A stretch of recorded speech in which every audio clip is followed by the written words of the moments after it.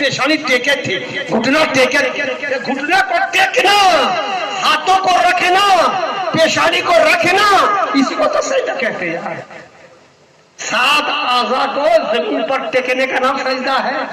پیر کی انگلیاں رہے گی, گھٹنا رہے گا, ہاتھ رہے گا اور چہرہ رہے گا, اسی کو سجدہ کہتے ہیں.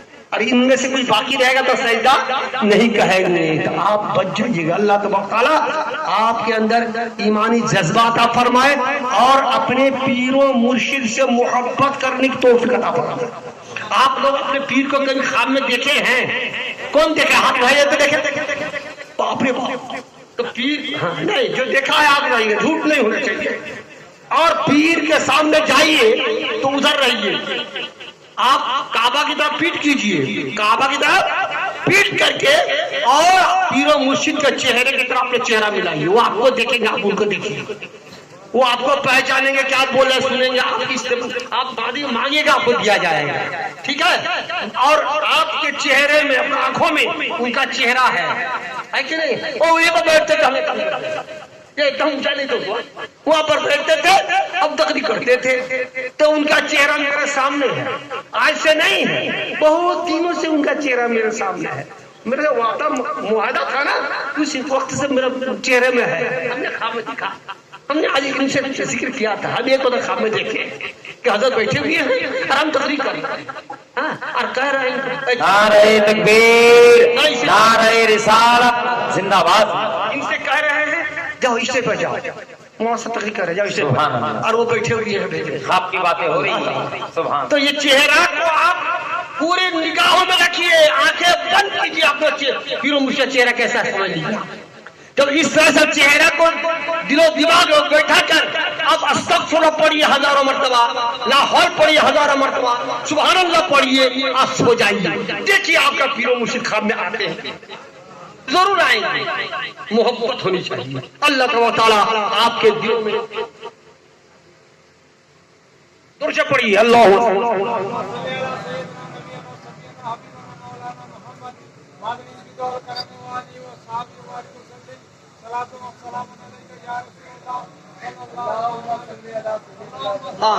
اللهم صل على سيدنا ونبينا مولانا محمد معظم الجود والكرم وآله وصحبه وبارك وسلم. صلوا عليه صلاة وسلام عليك يا رسول الله. ایک حدیث پڑھتے ہیں, بخاری شریف کی حدیث ہے, اس کے حاشیہ میں لکھا ہے منع النبی صلی اللہ علیہ وسلم عن زیارت قبور. حضور صلی اللہ علیہ وسلم نے قبروں کی زیارت سے منع فرمایا.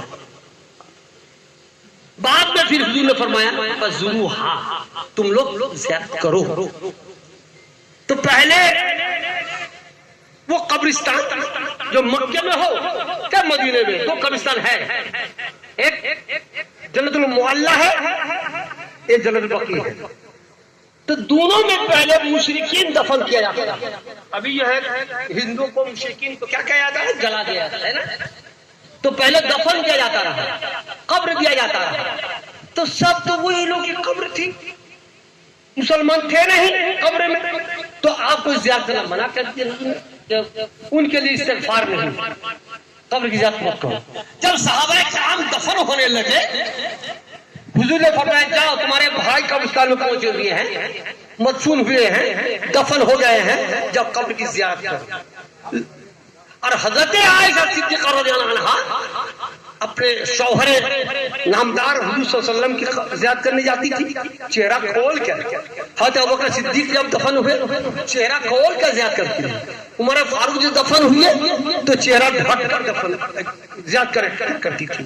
اور اس کے بعد حضرت عائشہ کے بعد اب آ گئی ہے تو دوسری عورتیں آ رہی ہیں, دوسرے مرد بھی دفن ہو رہے ہیں جس کے لیے وہ حرام ہے. ایک ہوتا محرم ہے, غیر محرم. ایک وہ کا ہے آپ کے ساتھ اس کے بیاہ کرنا, نکاح کرنا حرام ہے, اور ایک ہے حرام نہیں ہے. ماں سے نکاح کرنا حرام ہے, دادی سے نکاح کرنا, خالہ سے نکاح کرنا, بیٹی سے نکاح کرنا, بہن سے نکاح کرنا, بھتیجے سے نکاح کرنا, چچی سے نکاح کرنا. چچی سے حرام, چچی اگر اس خاندان کے دادا کے خاندان کے کہہ رہا ہوں وہ نہ، وہ تو دوسرے خاندان کی ہے نا. ہاں، اور استاد کی بیوی سے نکاح کرنا جائز ہے، لیکن وہ نہ کرنا بہتر ہے. اور حضور صلی اللہ علیہ وسلم دنیا سے چلے گئے، عائشہ صدیقہ جوان اور بچی تھی تو نکاح ان کا ہوا. اس کے بعد 70 سال تک قریب زندہ رہی ہے یا 60 سال تک نکاح ان کا نہیں ہوا. کاہے؟ نبی اگر انتقال ہو جاتا اب نہ نکاح ہوتا یار. نکاح تو باقی ہے رہا. نبی تو دنیا سے گئے نہیں، وہ تو زندہ تو زندہ ہے. تو حضرت عائشہ کو جانا کا جگہ تھی. اب جب ایسا ماحول پیدا ہو گیا، عورتیں جائے گی بے پردہ قبرستان، اس کا اپنا